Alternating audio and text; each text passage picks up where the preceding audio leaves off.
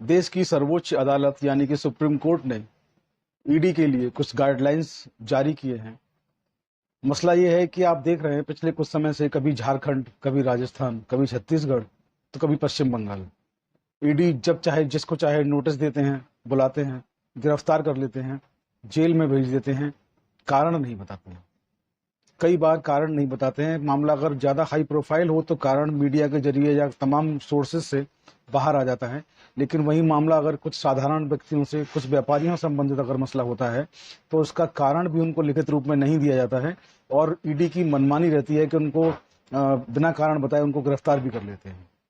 ताज़ा मामले में सुप्रीम कोर्ट की एक पीठ ने ईडी की इस मनमानी पर रोक लगाने का आदेश जारी किया है। जी हाँ, आज हम बात कर रहे हैं सुप्रीम कोर्ट की एक संवैधानिक पीठ की, जिसकी जो 2 जजेस की जो पीठ है, 2 न्यायमूर्ति की जो पीठ है, जस्टिस बोपन्ना और जस्टिस संजीव कुमार की इस पीठ ने बहुत ही शानदार, बहुत ही महत्वपूर्ण आदेश जारी किया है जो कि ईडी के गले नहीं उतरने वाला है। मसला ये है कि रियल एस्टेट की एक कंपनी है M3M, उसके जो मालिक हैं उनके खिलाफ मनी लॉन्ड्रिंग का एक मामला दर्ज हुआ। ईडी ने उनको गिरफ्तार किया, कारण नहीं बताया, गिरफ्तार करके जेल भेज दिया। इस मामले में जब मामला सुप्रीम कोर्ट में गया तो सुप्रीम कोर्ट ने सबसे पहले ये कहा कि जब आपने कारण नहीं बताया तो तत्काल रूप से बहुत जल्द जिन लोगों को गिरफ्तार किया है उनको रिहा कर देना चाहिए। इस मामले में मैं आपको बता दूं कि इसके जो मालिक हैं पंकज बंसल और बसंत बंसल, इन 2 लोगों को गिरफ्तार किया गया था। सुप्रीम कोर्ट ने आदेश जारी किया कि इन दोनों को तुरंत तत्काल रूप से रिहा कर दिया जाए और उन्होंने आदेश जारी किया कि ईडी की जो कार्रवाई है उसमें अब गिरफ्तारी से पहले उनको सुनिश्चित करना होगा, उनको लिख करके देना होगा संबंधित व्यक्ति को कि आपको किस लिए गिरफ्तार किया जा रहा है, मामला आखिर है क्या। अब तक ईडी की जो मनमानियां रही हैं उसको लेकर के सुप्रीम कोर्ट ने जो ऑर्डर जारी किया, इस ऑर्डर में जो अंदर जो कुछ लिखा, उस ऑर्डर के जो कुछ विशेष बातें हैं जो मैं आपसे डिस्कस करना चाहता हूँ।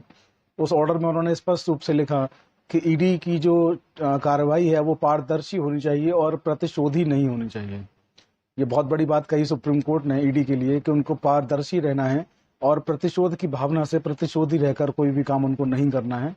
और सबसे बड़ी बात यह है कि जो गिरफ्तारी थी, इस गिरफ्तारी को उन्होंने अवैध करार दिया। इस पूरी गिरफ्तारी को अवैध करार दिया क्योंकि इसमें कानूनों का पालन नहीं किया गया। गिरफ्तार व्यक्ति को वजह नहीं बताई गई कि उनको गिरफ्तार आखिर क्यों किया जा रहा है। इस मामले में सुप्रीम कोर्ट ने यह भी कहा कि ये मनमानी जो गिरफ्तारी है ये ऐसा नहीं होना चाहिए और किसी को भी कभी भी आप पकड़ करके बंद कर देते हैं, ऐसा नहीं होना चाहिए। मामला किसी व्यक्ति से आपने सम्मन जारी किया, उसको बुलाइए, उससे पूछिए, पूछताछ करिए। पूछताछ के बाद अगर आपको ठोस वजह, ठोस सबूत मिलते हैं तो संबंधित व्यक्ति को बताइए कि आपको किस मामले के में बुलाया गया और किस मामले में आपको गिरफ्तार किया जा रहा है। तो मामला बहुत साफ है। इस मामले में ईडी के जो आचरण है उस आचरण पर भी सवाल उठा है। सबसे महत्वपूर्ण बात इस आदेश की ये है कि सुप्रीम कोर्ट ने अपने इस आदेश में ये कहा है कि ईडी के आचरण से मनमानेपन की बू आने लगी है, वो बू नहीं आनी चाहिए। ऐसा ईडी को कुछ करना चाहिए कि उसके आचरण से मनमानेपन की जो बू आने लगी है वो आना बंद हो जाए।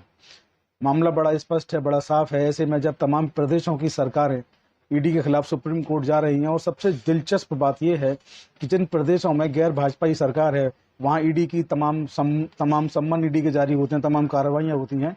लेकिन जिन प्रदेशों में ईडी की सरकार है वहाँ राम राज्य है, वहाँ कुछ भी गलत नहीं है, वहाँ सब कुछ बिल्कुल ठीक चल रहा है। जो भी प्रदेश भाजपा की सरकार के हैं वहाँ कभी ईडी की कोई कार्रवाई नहीं होती, कभी किसी को कोई सम्मन नहीं होता, कभी किसी को कुछ भी